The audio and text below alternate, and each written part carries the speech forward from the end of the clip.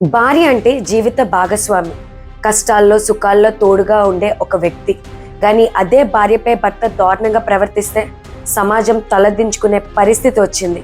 అలాంటి షాకింగ్ ఘటన ఆంధ్రప్రదేశ్లో కాకినాడ జిల్లాలో వెలుగులోకి వచ్చింది.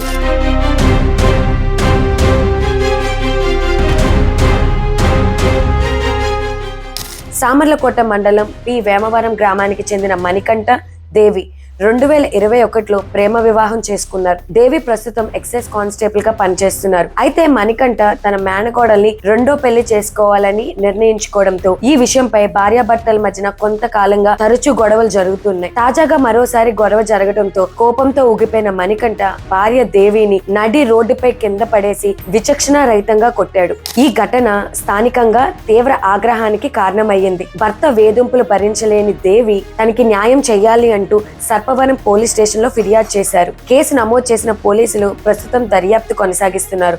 అసలు ఎక్కడికి పోతుంది మన సమాజం? ఎక్కడ బ్రతుకుతున్నాం, ఎలా బ్రతుకుతున్నాం అనేది అస్సలు అర్థం కావట్లేదు. ఇందులో తప్పు ఎవరిది? మాతో కామెంట్ సెక్షన్ లో ఖచ్చితంగా షేర్ చేసుకోండి. మరిన్ని ఇలాంటి వీడియోస్ కి చూస్తూనే ఉండండి విశ్వభారత్ టీవీని.